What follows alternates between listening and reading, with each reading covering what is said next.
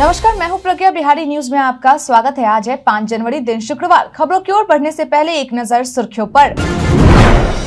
जन्म से लेकर 18 वर्ष तक के बाल हृदय रोगियों का यहां हो रहा मुफ्त इलाज। 6 जनवरी को बिहार में यहां लग रहा रोजगार मेला। के पाठक ने यूनिवर्सिटी व कॉलेजों को जारी किया नया फरमान। टिकट बुकिंग से लेकर ट्रेन की हर जानकारी पाए एक ऐप पर। भारत ने केपटाउन में जीतकर रचा इतिहास, सीरीज 1-1 से बराबर। अब चले बढ़ते हैं बिहार की अब तक की 25 बड़ी खबरों की ओर विस्तार से। सावित्रीबाई फुले यूनिवर्सिटी में 111 पदों पर भर्ती। सावित्रीबाई फुले यूनिवर्सिटी में फैकल्टी के 111 पदों के लिए भर्ती निकाली गई है। ऐसे में वो लोग जो इसके लिए आवेदन करना चाहते हैं वह आधिकारिक वेबसाइट unipune.ac.in पर जाकर ऑनलाइन तरीके से अपना आवेदन कर सकते हैं। बता दें कि इसके लिए आवेदन करने की अंतिम तारीख 31 जनवरी 2024 तक निर्धारित की गई है। इसके लिए अगर शैक्षणिक योग्यता की बात करें तो उम्मीदवार ने नेट या सेट जैसी कोई परीक्षा पास की हो। जिन डिसिप्लिन के लिए ये अनिवार्य नहीं है उसके लिए बिना परीक्षा पास कैंडिडेट भी अप्लाई कर सकते हैं। इससे जुड़ी अधिक जानकारी के लिए एक बार जारी किए गए नोटिफिकेशन को जरूर देख लें। जन्म से लेकर 18 वर्ष तक के बाल हृदय रोगियों का यहां हो रहा मुफ्त इलाज। बिहार सरकार के स्वास्थ्य विभाग के द्वारा IPRD बिहार के तहत पोस्ट शेयर कर यह जानकारी दी गई है कि बाल हृदय योजना के तहत जन्म से लेकर 18 वर्ष तक के बाल हृदय रोगियों का पटना के IGIC और IGIMS में निःशुल्क इलाज करवाया जा रहा है। ऐसे में आपकी जानकारी के लिए बता दें कि हृदय रोगियों के कुछ प्रमुख लक्षण होते हैं, जैसे सांस फूलना एवं धड़कन तेज चलना, अत्यधिक रोना, शरीर, ओठ एवं जीभ का नीला पड़ना, वजन नहीं बढ़ना, रुक रुक कर दूध पीना, अत्यधिक थकावट महसूस करना और पैर, पेट एवं आंख के पास फूल जाना शामिल है। वहीं बाल हृदय योजना का लाभ उठाने के लिए कुछ जरूरी दस्तावेज भी होने आवश्यक है, जिनमें माता पिता एवं बच्चे का आधार कार्ड, यदि बच्चे का आधार कार्ड नहीं है तो उनका जन्म प्रमाण पत्र, 5 पासपोर्ट साइज फोटो, बच्चे का स्वास्थ्य जांच प्रतिवेदन और साथ ही माता पिता का सहमति पत्र शामिल है। इलाज हेतु नजदीकी प्राथमिक स्वास्थ्य केंद्र अथवा जिला स्वास्थ्य समिति में जिला समन्वयक RBSK से संपर्क करें या टोल फ्री नंबर 104 पर भी संपर्क किया जा सकता है।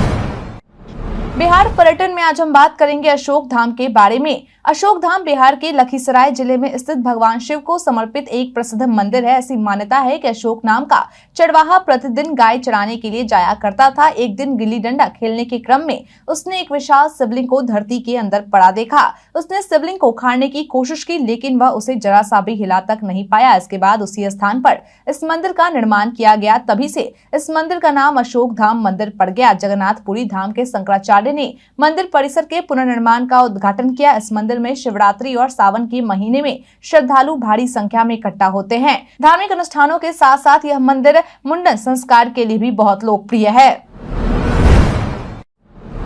आज मोइनुल हक स्टेडियम में रणजी ट्रॉफी मिलेगी फ्री एंट्री। आज यानी कि 5 जनवरी को बिहार की राजधानी पटना के मोइनुल हक स्टेडियम में रणजी ट्रॉफी का मुकाबला खेला जाने वाला है। ऐसे में इस मैच को लेकर स्टेडियम को सजाया गया है और साथ ही लोगों के बैठने के लिए प्रेस दरगाह में तमाम व्यवस्था की गई है। मालूम हो कि यह व्यवस्था BCCI के अधिकारियों की देखरेख में पूरा किया गया है। वहीं आज सुबह 8:30 बजे स्टेडियम में बिहार और मुंबई की टीम के बीच टॉस किया जाएगा। बिहार क्रिकेट एसोसिएशन से मिली जानकारी के अनुसार रणजी ट्रॉफी देखने के लिए लोगों का प्रवेश निःशुल्क होगा। मालूम हो कि 4 दिवसीय रणजी ट्रॉफी मैच में बिहार, मुंबई, केरल, छत्तीसगढ़ और आंध्र प्रदेश के बीच मुकाबला होगा।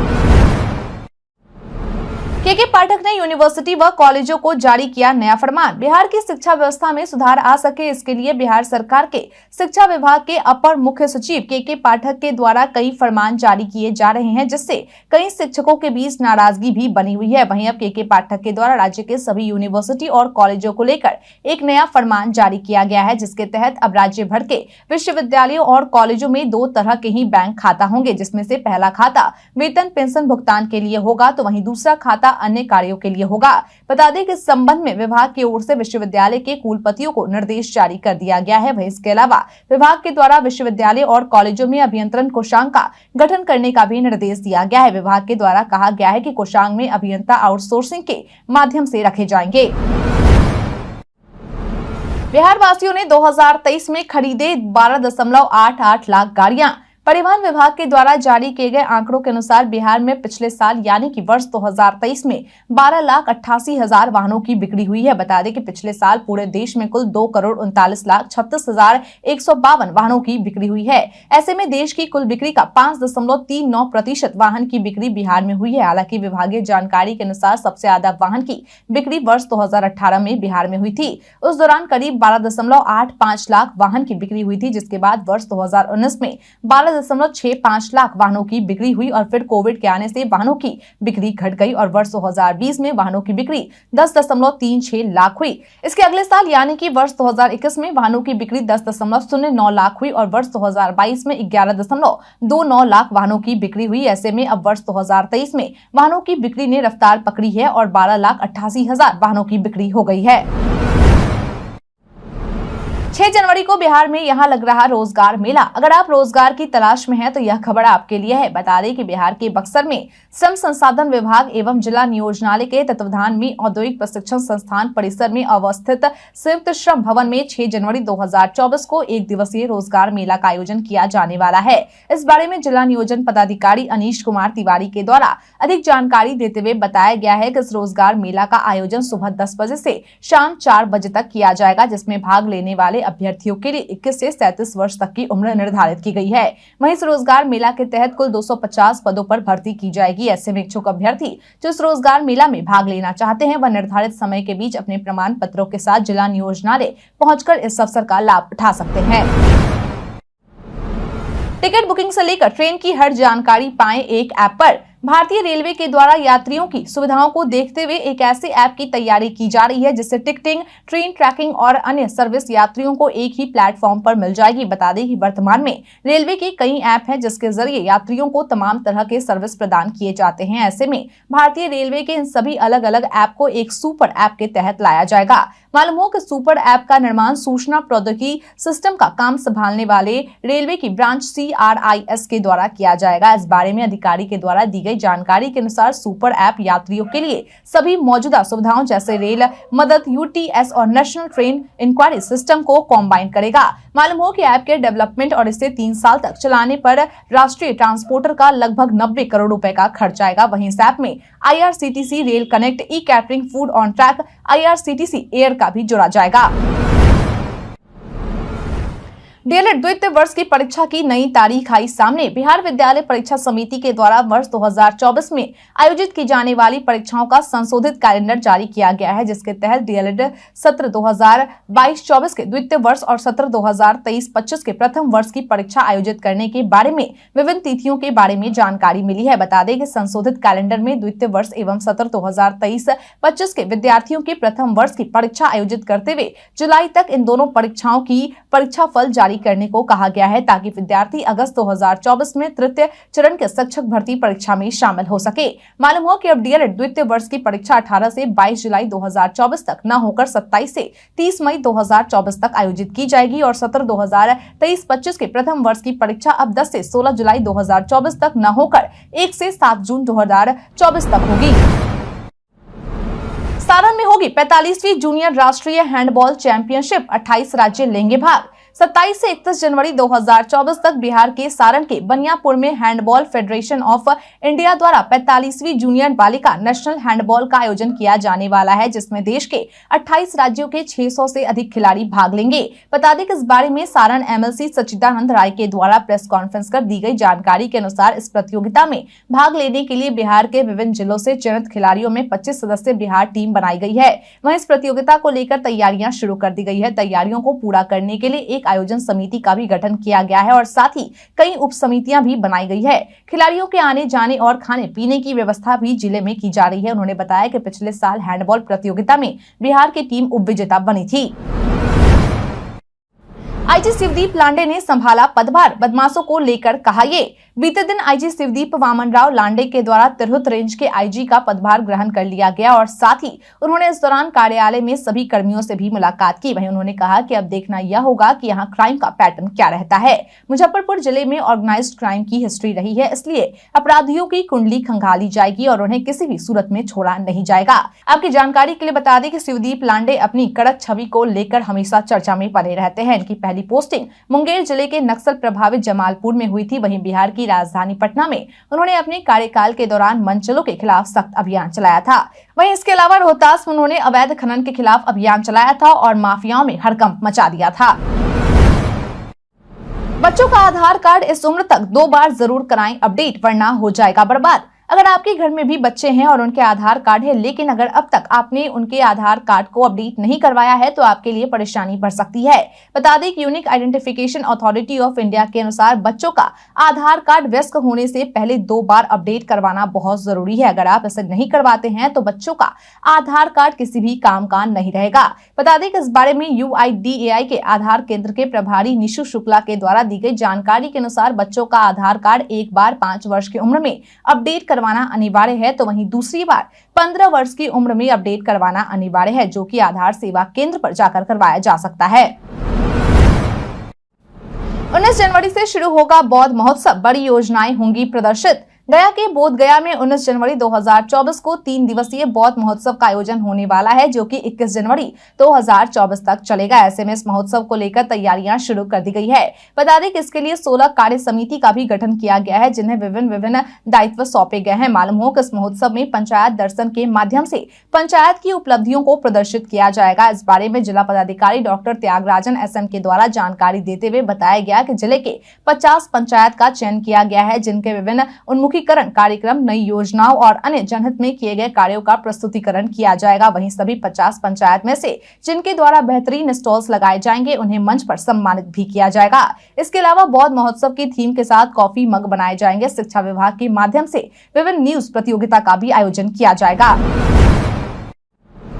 बिहार की राजधानी में शुरू होगी फ्लोटिंग लाइब्रेरी। बहुत जल्दी बिहार की राजधानी पटना में अब लोगों को फ्लोटिंग रेस्टोरेंट के बाद फ्लोटिंग लाइब्रेरी की सुविधा मिलने वाली है। बता दें कि NBT यानी कि नेशनल बुक ट्रस्ट इंडिया के द्वारा गंगा किनारे गंगा की बातें शीर्षक से इस पहल की शुरुआत की जाने वाली है। इसके लिए NBT और बिहार सरकार से बातचीत हो चुकी है और दोनों पक्षों के बीच सहमति भी बन गई है। इस परियोजना के संबंध में NBT के द्वारा जानकारी देते हुए बताया गया है कि इस पहल का मुख्य उद्देश्य स्वच्छ गंगा अभियान के तहत खास तरह की नाव में किताबों को पढ़ने के लिए रखा गया है, ताकि किताबों के सहारे गंगा की महत्ता और उसके पर्यावरण की बेहतरी के लिए जरूरी बातें नई पीढ़ी जान सके। बता दें कि मीडिया में चल रही खबरों के अनुसार और आधिकारिक जानकारी के मुताबिक फ्लोटिंग लाइब्रेरी की अभी केवल औपचारिक शुरुआत है। बिहार में फिर बदला मौसम का हाल। पटना समेत राज्य के अलग अलग जिलों में लगातार मौसम का मिजाज बदल रहा है। मौसम विज्ञान केंद्र के अनुसार दक्षिण हरियाणा व इसके आसपास चक्रवातीय परिसंचरण का क्षेत्र बना हुआ है। अगले 48 घंटों के दौरान अधिकतम तापमान में कोई विशेष बदलाव के आसार नहीं है। वहीं 3 दिनों के दौरान अधिसंख्य भागों के न्यूनतम तापमान में 2 से 3 डिग्री की वृद्धि का अनुमान है। बता दें कि IMD बिहार के द्वारा जारी किए गए पूर्वानुमान के अनुसार आज राज्य के उत्तर मध्य एवं उत्तर पूर्व भागों के 1 या 2 स्थानों में घना कुहासा छाए रहने की संभावना जताई गई है। वहीं राज्य के दक्षिण पश्चिम एवं दक्षिण मध्य भागों के 1 या 2 स्थानों में वज्रपात के साथ मेघगर्जन होने की संभावना जताई गई है। राज्य के शेष जिलों में सुबह के समय हल्के से मध्यम स्तर का कुहासा छाए रहने की संभावना जताई गई है। जीतन राम मांझी ने के पाठक का किया गुणगान। बिहार के पूर्व मुख्यमंत्री जीतन राम मांझी जहां बीते कुछ दिनों से बिहार सरकार के शिक्षा विभाग के अपर मुख्य सचिव के पाठक के ऊपर आरोप लगाए जा रहे थे, वहीं अब इन्होंने के पाठक का गुणगान किया है। बता दें कि जीतन राम मांझी के द्वारा एक्स पर, जो कि पूर्व में ट्विटर हुआ करता था, उस पर ट्वीट कर लिखा गया है कि वैसे तो के पाठक साहब शिक्षा के दिशा में अद्वितीय काम कर रहे हैं, पर यदि वह एक काम और कर दे तो शिक्षा के क्षेत्र में ऐतिहासिक सुधार हो जाएगा। मुख्य सचिव का बच्चा हो या चपरासी का, विधायक का बच्चा हो या मंत्री का, सरकार से वेतन उठाने वालों के बच्चे सरकारी स्कूल में ही पढ़ेंगे। मालूम हो कि इससे पहले जीतन राम मांझी के द्वारा शिक्षक नियुक्ति पोस्टिंग को लेकर सवाल उठाए गए थे। वहीं इसके अलावा उन्होंने के पाठक के नेतृत्व में नवनियुक्त शिक्षकों की पोस्टिंग में घोटाले के आरोप भी लगाए थे।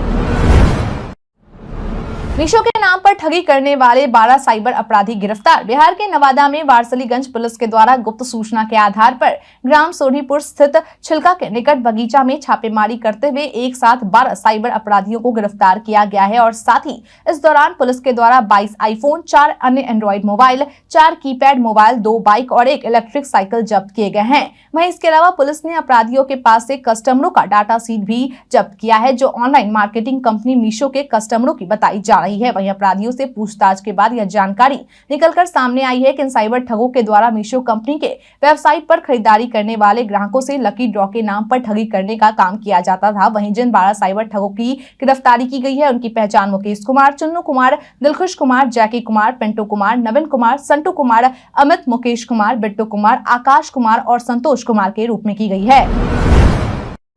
तिब्बत मॉनेस्ट्री पहुंचे तेजस्वी यादव, दलाई लामा से की मुलाकात। बीते दिन बिहार के उप मुख्यमंत्री तेजस्वी यादव बोध गया के तिब्बत मॉनेस्ट्री पहुंचे, जहां उन्होंने बौद्ध धर्म गुरु दलाई लामा से मुलाकात की और उनका आशीर्वाद दिया।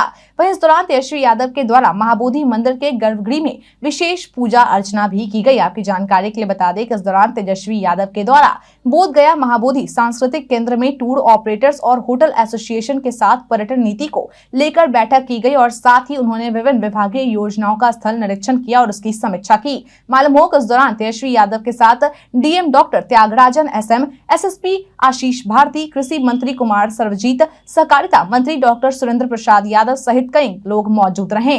वहीं पटना आने के बाद तेजस्वी यादव अचानक से सीएम नीतीश से मिलने के लिए उनके आवास पहुंचे। हालांकि इस मुलाकात में क्या बातचीत हुई, इसको लेकर कोई भी जानकारी सामने नहीं आई है, लेकिन इस मुलाकात ने राजनीतिक गलियारों में सरगर्मी बढ़ा दी है।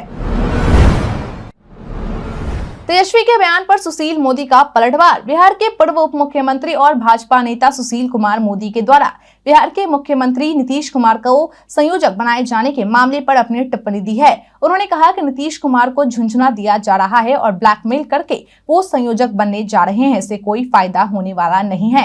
उन्होंने कहा कि क्या बंगाल, केरल सहित कई राज्यों में जो सीटों का मामला है, क्या वो इसे सुलझा पाएंगे। इसके साथ ही उन्होंने तेजस्वी यादव के द्वारा भगवान राम पर दिए बयान को लेकर कहा कि लोगों को इस तरह का बयान नहीं देना चाहिए। यह बात सही है कि लोगों को राम भी चाहिए और रोटी भी चाहिए। हिंदुओं की आस्था को चोट पहुंचाना इंडी गठबंधन का मकसद है। राहुल गांधी जो भी यात्रा कर ले, बस यात्रा करे या ट्रेन यात्रा करे, उसे कोई फायदा नहीं होने वाला है। मंत्री मदन सहनी ने सीएम नीतीश का नाम पीएम उम्मीदवार के लिए बढ़ाने को कहा। इन दिनों बिहार के मुख्यमंत्री नीतीश कुमार को इंडिया गठबंधन का संयोजक बनाए जाने की चर्चाएं चल रही हैं। इसी कड़ी में अब जेडीयू से समाज कल्याण मंत्री मदन सहनी के द्वारा अपनी टिप्पणी दी गई है। उन्होंने कहा कि अगर नीतीश कुमार का नाम आगे बढ़ाना ही है तो प्रधानमंत्री के लिए आगे बढ़ाना चाहिए। हालांकि मुख्यमंत्री के द्वारा पहले ही कहा जा चुका है कि उन्हें कोई पद नहीं चाहिए। इसके बावजूद भी वो बिना पद के ही सभी विपक्षी दलों को एक मंच पर लाने का काम कर रहे हैं। ऐसे में अब जो संयोजक के नाम को ही चर्चा हो रही है, वह चर्चा करने वाले कौन है? कांग्रेस के कुछ लोग, आरजेडी के कुछ लोग। उन्होंने कहा कि नीतीश कुमार का तो एक ही मकसद है और वह है बीजेपी को रोकना। उन्हें कोई पद नहीं चाहिए और यह बात उन्होंने पहले भी कई बार कही है। 2 बार बिहार आएगी राहुल गांधी की भारत जोड़ो न्याय यात्रा, जाने क्यों। बीते दिन कांग्रेस नेता जयराम रमेश के द्वारा कांग्रेस की भारत जोड़ो न्याय यात्रा को लेकर जानकारी देते हुए बताया गया कि इस यात्रा की शुरुआत 14 जनवरी 2024 को मणिपुर की राजधानी इम्फाल से दोपहर 12 बजे होगी, जो कि 15 राज्यों से होकर गुजरेगी। वहीं यात्रा बिहार में 2 बार आएगी। दरअसल पहली बार राहुल गांधी इस यात्रा के माध्यम से अररिया, पूर्णिया होते हुए बंगाल की ओर निकल जाएंगे और फिर दूसरी बार वहां से झारखंड, छत्तीसगढ़ होते हुए दोबारा सासाराम से बिहार घुसेंगे और वाराणसी के रास्ते उत्तर प्रदेश में प्रवेश करेंगे। बता दें कि जयराम रमेश के द्वारा दी गई जानकारी के अनुसार राहुल गांधी बिहार में 425 किलोमीटर की यात्रा करेंगे और बिहार के 7 जिलों को कवर करेंगे। वहीं यह पूरी यात्रा 6700 किलोमीटर लंबी यात्रा होगी। भारत ने केपटाउन में जीतकर रचा इतिहास, सीरीज 1-1 से बराबर। भारत और साउथ अफ्रीका के बीच खेले गए दूसरे टेस्ट मैच में भारत ने 7 विकेट से जीत अपने नाम कर ली और इस जीत के साथ भारतीय टीम के द्वारा केपटाउन में इतिहास रचने का काम किया गया। बता दें कि भारत की जीत के साथ यह सीरीज 1-1 की बराबरी के साथ समाप्त हुई। बीते दिन हुए इस मैच में 63 के स्कोर से आगे खेलने उतरी साउथ अफ्रीका की दूसरी पारी सिर्फ 176 रनों पर सिमट गई, जिसके बाद साउथ अफ्रीका ने भारत को जीत के लिए 79 रन का लक्ष्य दिया, जिसका पीछा करते हुए टीम इंडिया के द्वारा 3 विकेट खोकर 80 रन बनाते हुए हासिल कर लिया गया। इसी के साथ रोहित शर्मा ऐसे दूसरे भारतीय कप्तान बने हैं जिनकी अगुवाई में टीम इंडिया अफ्रीकी धरती पर टेस्ट सीरीज ड्रॉ करवाने में सफल रही है। मालूम हो कि इस मैच में मोहम्मद सिराज के द्वारा अपने नाम 7 विकेट किए गए, तो वहीं जसप्रीत बुमराह के द्वारा भी अपने नाम 8 विकेट किए गए हैं। भारत के इतिहास में आज की तारीख है कई कारणों से दर्ज। खाजवा की लड़ाई में औरंगजेब ने शाह सुजा को 1659 में पराजित किया। छत्रपति शिवाजी महाराज ने 1671 में मुगलों से सलहट क्षेत्र को अपने कब्जे में किया। 1893 में योग गुरु और आध्यात्मिक गुरु श्री योगानंद जी का जन्म गोरखपुर उत्तर प्रदेश में हुआ था। केंद्रीय बिक्री कर अधिनियम 1957 में प्रभाव में आया। दक्षिण शिखर सम्मेलन काठमांडू में 2002 से शुरू हुआ। उद्घाटन सत्र में पाकिस्तान के राष्ट्रपति परवेज मुशर्रफ ने भारत के साथ दोस्ती का हाथ बढ़ाया, पर भारतीय प्रधानमंत्री अटल बिहारी वाजपेयी ने कहा भरोसे के लायक नहीं। भारत और नेपाल ने पारगमन संधि की अवधि को 2006 में 3 महीने के लिए बढ़ाया। नेशनल कॉन्फ्रेंस के अध्यक्ष उमर अब्दुल्ला ने जम्मू कश्मीर के मुख्यमंत्री पद की शपथ 2009 में ली। हरित राजस्थान अभियान के तहत डूंगरपुर जिला प्रशासन द्वारा जिले भर में फैली बंजर पहाड़ियों की हरितिमा लौटाने के लिए 11 व 12 अगस्त 2009 को किए गए 6 लाख से अधिक पौधारोपण की मुहिम को Guinness book of world record में सम्मिलित कर लिया गया। भारतीय संचार उपग्रह जीसैट 14 को 2014 में सफलतापूर्वक कक्षा में स्थापित किया गया। मुगल शासक शहाबुद्दीन मोहम्मद शाहजहां का जन्म 1992 में लाहौर में हुआ था। सिखों के 10वें गुरु गोविंद सिंह का जन्म 1666 में हुआ। भारत के प्रसिद्ध स्वतंत्रता सेनानी तथा पत्रकार बारिंद्र कुमार घोष का जन्म 1880 में हुआ था। भारतीय गुरु परमहंस योगानंद जी का जन्म 1893 में हुआ था। भारतीय जनता पार्टी के नेता मुरली मनोहर जोशी का जन्म 1934 में हुआ था। भारतीय खिलाड़ी मंसूर अली खान पटौदी का जन्म 1941 में हुआ था। भारतीय अभिनेत्री दीपिका पादुकोण का जन्म 1986 में हुआ था। पश्चिम बंगाल की मुख्यमंत्री ममता बनर्जी का जन्म 1955 में हुआ था। प्रसिद्ध बौद्ध विद्वान, समाज सुधारक, लेखक तथा पाली भाषा के मूर्धन्य विद्वान भदंत आनंद कौशल्यायन का जन्म 1905 में हुआ था। कवि साहित्यकार अशोक कुमार शुक्ला का जन्म 1967 में हुआ था। वायरल में आज हम बात करेंगे फ्री रिचार्ज के बारे में। सोशल मीडिया पर कई सूचनाएं वायरल होती है, लेकिन सभी सच हो ये जरूरी नहीं है। इसी कड़ी में आज हम बात करेंगे फ्री रिचार्ज के बारे में। दरअसल पीआईबी ने अपने एक ट्वीट में लिखा है कि क्या आपको एक व्हाट्सएप फॉरवर्ड प्राप्त हुआ है जिसमें दावा किया गया है कि पीएम नरेंद्र मोदी सभी भारतीय उपयोगकर्ताओं को 3 महीने का फ्री रिचार्ज दे रहे हैं। पीआईबी ने अपने ट्वीट में आगे लिखा है कि सावधान, ये दावा फर्जी है। भारत सरकार ऐसी योजना नहीं चला रही, यह धोखाधड़ी का प्रयास है।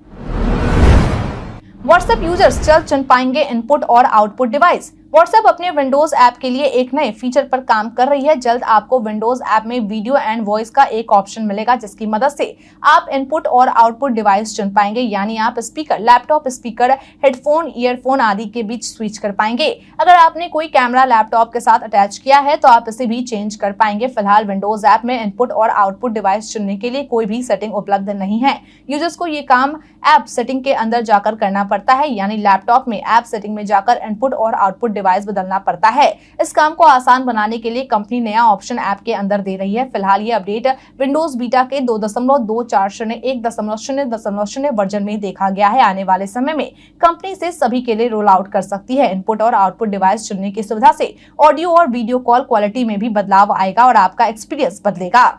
हम प्रतिदिन आपसे 5 ऐसे जरूरी सवाल और उसके जवाब बताएंगे जो कि बीपीएससी, बिहार पुलिस, दारोगा समेत एसएससी जैसे अन्य प्रतियोगी परीक्षाओं में काम आएंगे। सवाल इतिहास, बिहार स्पेशल, विज्ञान, करंट अफेयर्स और भूगोल से रहेंगे। पूछे गए 5 सवाल में आपने कितना सही उत्तर दिया यह हमें कमेंट करके जरूर बताएं। हमारा पहला सवाल है, हाल ही में देश का पहला कन्या सैनिक स्कूल किस शहर में खोला गया है? ऑप्शन ए बिहार के जमुई, ऑप्शन बी बिहार के पटना, ऑप्शन सी उत्तर प्रदेश के प्रयागराज, ऑप्शन सी उत्तर प्रदेश के वृंदावन।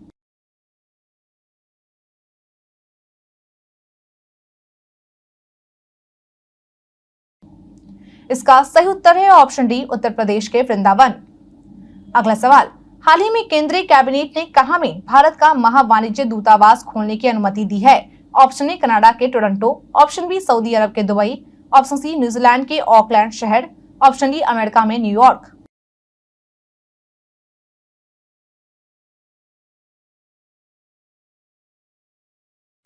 इसका सही उत्तर है ऑप्शन सी न्यूजीलैंड के ऑकलैंड शहर। अगला सवाल, हाल ही में किस किस बैंक ने सीसीआईएल से संबंधित सूचनाओं के आदान प्रदान के लिए एक समझौता किया? ऑप्शन ए आरबीआई और Bank of England, option B Bank of India और Bank of England, option C State Bank of India और Bank of England, option D Canara Bank और बैंक ऑफ इंग्लैंड।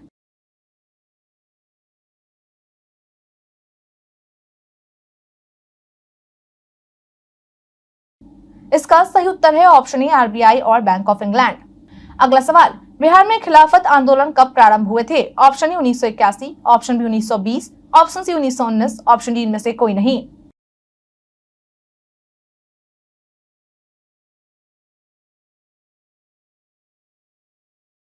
इसका सही उत्तर है ऑप्शन सी 1919।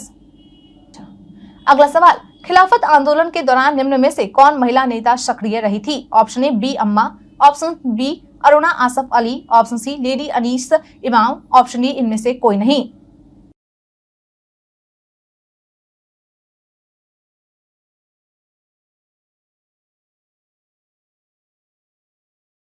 इसका सही उत्तर है ऑप्शन ए बी अम्मा।